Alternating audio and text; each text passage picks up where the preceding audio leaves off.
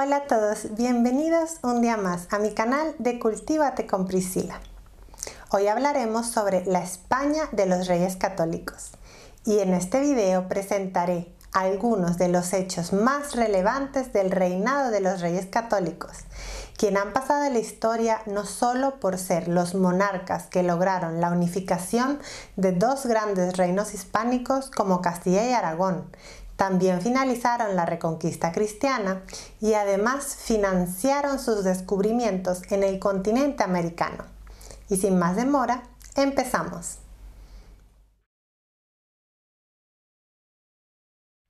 Demografía, potencial humano. Conviene iniciar este tema indicando que durante este periodo culminaron grandes hechos políticos religiosos como la reconquista, la expulsión de los disidentes confesionales, etc., que de alguna forma interfirieron en la distribución geográfica de la población. Desde 1479, tras la muerte de Juan II, rey de Aragón, se integran los reinos de Castilla y Aragón, pues Fernando ya era rey de Castilla junto a Isabel desde 1474. Es así como los reinos más grandes de la península hispánica se unieron mediante matrimonio. Los conocidos como Reyes Católicos pasaron entonces a reinar sobre los reinados de ambas Castillas, León, Galicia, Asturias, el País Vasco, Extremadura, Murcia, los reinos de Sevilla, Córdoba y Jaén, junto a los territorios de la Corona de Aragón, incluyendo Mallorca. Quedaban fuera de su gran reinado el Reino de Navarra, la monarquía nazarí de Granada y Portugal. Parece ser que para ese entonces todo ese territorio estaba habitado por unos 8.500.000 habitantes. Se ha estimado que durante el reinado de Isabel y Fernando siempre se vio incrementado el número de pobladores, a pesar de las pestes, hambre y otras calamidades. Durante este reinado, las expediciones a las Indias Occidentales no constituyeron un factor a tomar en cuenta desde el punto de vista demográfico. La población española durante este periodo era principalmente rural, con carácter exclusivamente agrícola y ganadero. Solo en los pueblos o villas con más de 3.000 pobladores existían jornaleros, artesanos, pequeños comerciantes, menestrales y otros, cuyo estilo de vida estaba completamente al margen de la vida agrícola y pecuaria. Se estima que la población española para el año 1500 era de unos 6 millones de personas, distribuidos en tres grandes grupos sociales: la aristocracia, en la cual estaban las dignidades eclesiásticas, los magnates, los individuos de nobleza militar y la aristocracia; la clase media, compuesta por ciudadanos económicamente estables, los eclesiásticos y los campesinos ricos; las clases modestas, que incluía a los menestrales, artesanos, jornaleros, entre otros, y el campesinado. Algunas decisiones de los Reyes Católicos. Las políticas de Estado de Fernando e Isabel hicieron que se eliminaran casi en su totalidad las minorías confesionales, mudéjares, moriscos, conversos, hebreos, cuya coexistencia con la mayoría cristiana había caracterizado el ambiente en la España de la época medieval. En 1510, los reyes disponían que no podían ir a América los clérigos que antes no hubiesen sido examinados y asegurado de su mediana instrucción y conocimientos religiosos. Para ello, debían ser examinados en Sevilla por el doctor Matienzo.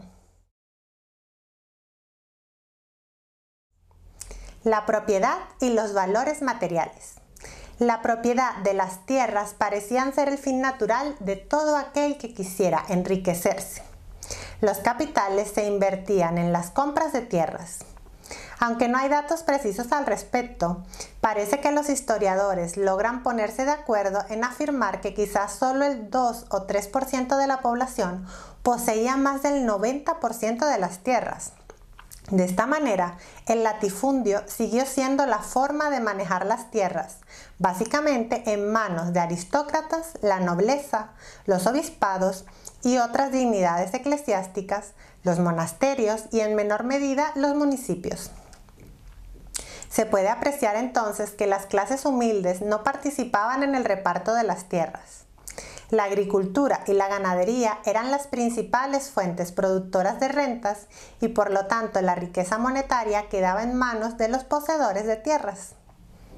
Al terminar el reinado de los reyes católicos, se había llevado a cabo la unificación del sistema monetario casi en la totalidad del territorio español. La mentalidad aristocrática. El alto prestigio personal de cada uno de los reyes católicos, Fernando e Isabel, hacía que muchas veces la alta nobleza quedara relegada a un segundo plano, haciéndolas perder su influencia política. En 1480 se reorganizó el Consejo Real, dando el papel central a los letrados salidos de las universidades, con sólida formación jurídica. Los nobles quedaron relegados a un papel meramente consultivo. Sin embargo, los grandes, varones, magnates o nobles, con excelente posición económica, continuaron siendo aptos, debido a su enorme poder social y económico, para intervenir en el gobierno o desgobierno, lo cual quedó muy evidente tras la muerte de Isabel de Castilla, cuando se intenta apartar a Fernando el Católico del gobierno de Castilla. La superalta aristocracia, debido a su poderío económico, podía seguir manteniendo un carísimo estilo de vida. Además, estaban dedicados principalmente a la cultura y el aprendizaje. También existía otra nobleza de menor estatus económico-social compuesta por militares caballeros o hidalgos y la de los caballeros. Los primeros formaban, de ser necesario, el brazo militar y los segundos el brazo real, generalmente una clase más refinada y culta que la nobleza militar. Pero la realidad jurídica era que gozaban de los mismos privilegios, como el de no pagar ciertos impuestos. La pobreza y el ideal caballeresco impulsaron a muchos hidalgos sin reconocimiento a buscar fortuna en lejanas empresas, asociándose a expediciones ultramarinas de la corona. La mentalidad del clero. El clero era realmente una verdadera sociedad en sí misma, con su aristocracia, sus clases medias y sus masas populares, conformando todos ellos una gran institución corporativa y actuando como un frente fuertemente unido ante las adversidades. Al clero podía anexarse quien lo quisiera, y si era poseedor de talento o de virtudes santas, era posible acceder a la cima de la pirámide dentro de la institución. Claro, esto no ocurría casi nunca. Sus inmunidades y su fuero se extendían a gran número de individuos laicos, parientes, criados o familiares, y especialmente de aquellos que trabajaban junto a la corona. Si bien no todas las tierras del clero resultaban gananciosas por diversos motivos, sequías, pestes, etc., la Iglesia contaba con una fuente incalculable de ingresos, el diezmo que se cobraba en especie. Dentro del clero, los individuos que provenían de la nobleza o de grandes familias, por lo general eran más cultos y en algunos casos eran dueños de rentas enormes e incluso colaboraban con la monarquía en la definición de las políticas de Estado. Muchos de los importantes hombres de la Iglesia fueron consejeros personales de los reyes, otros ocuparon altos cargos políticos y diplomáticos. Entre ellos podemos nombrar al arzobispo Carrillo, al cardenal Cisneros, al cardenal Torquemada y al cardenal Mendoza. Y muchos otros fueron eminentes hombres de letras, historiadores, teólogos o canonistas destacados.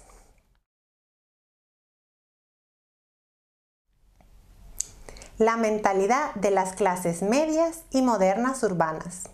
Se trata de una clase social demográficamente muy débil, incapaz de ejercer por sí sola un influjo político o social considerable. Formaban parte de ella una gran fracción de la hidalguía, la nobleza militar, los notarios, los cirujanos barberos, los pequeños patronos industriales, pintores, escultores, orfebres, pañeros, cereros, especieros, boticarios, mercaderes, entre muchos otros. Sin embargo, esta clase era la dirigente de los gremios, lo cual les permitía influir en el gobierno de la ciudad. La mentalidad del campesinado. Dentro de la clase agricultora se puede distinguir a los campesinos libres y dueños de tierras con mayor influencia que el resto del campesinado.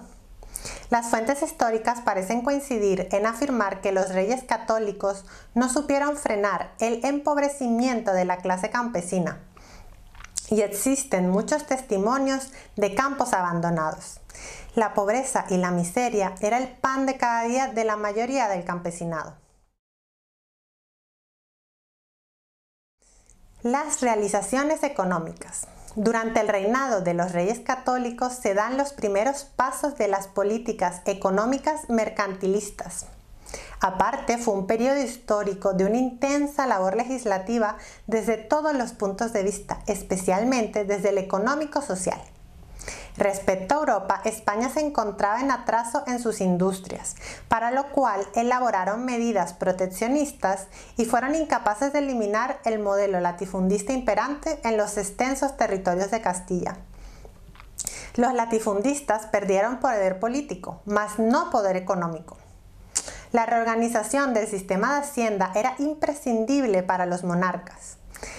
Adoptada en las Cortes de Toledo de 1480, se revisaron las mercedes, concesiones a los nobles, efectuadas durante el reinado de Enrique IV. Esta medida perjudicó esencialmente a los nobles que habían apoyado a Juana la Beltraneja, pero hizo que los monarcas rescataran más de la mitad de sus rentas. Esto, unido a la constitución de la Santa Hermandad en 1476, clave en la restauración de la paz y el orden en el reino, fue un organismo policial y judicial que también ayudaba en la recaudación de impuestos. Para proteger la industria se cerró la importación de telas para confecciones y se impidió la exportación de bienes necesarios para la industria nacional. Por otro lado, incentivaron la exportación de manufacturas textiles, hierro, sal, aceites, vinos, entre otros. Se creó la Casa de Contratación de Sevilla en 1503, con la idea de controlar mejor el incipiente comercio con América. Pero el mercado de consumo masivo de productos españoles no se establece con América hasta muchos años después. Pero no todo resultaba ganancioso, ya que hubo mucha fuga de capitales a consecuencia del establecimiento de la Inquisición y por la expulsión de los judíos. Se trató de mejorar el comercio nacional suprimiendo algunas aduanas, se controló el bandidaje, se restableció la paz nacional, se unificó la moneda, se dio protección esencial a mercados y ferias, al tiempo que se regularizaban los tipos de pesas y medidas. El pensamiento político y espiritual. La anexión de Granada a Castilla dio un nuevo potencial material, así como un prestigio moral enorme. La llegada a América no revistió una verdadera importancia política en un principio, aunque sí era necesaria la unión de Castilla y Aragón para llevarse a cabo, pues Castilla tenía pocas habilidades colonizadoras. Pronto fue obvio que la llegada al nuevo continente con la existencia de una población nativa numerosa hizo necesario realizar políticas inéditas a problemas que urgían ser resueltos. Y entonces se puso de manifiesto el estilo misional de la colonización castellana. Comenzó además un gran periodo para las letras castellanas, preponderantes a nivel nacional. Hay choques entre el espíritu medieval y las nuevas corrientes del Renacimiento, el cual empezó a manifestarse en todos los campos artísticos. La religiosidad fue relevante durante todo el periodo, luchando además contra la inmoralidad y haciendo valer los preceptos de la Iglesia. Se inicia un duro periodo de la Inquisición. Las clases superiores o medias llegan a tener acceso a la cultura y refinamiento, mientras que la mayoría de la población sigue en ignorancia y analfabetismo. Espero que les haya gustado este tema, que hayan aprendido mucho, que se suscriban al canal si aún no lo han hecho, le den me gusta al video, lo compartan, comenten y que nos veamos en el próximo video. Adiós.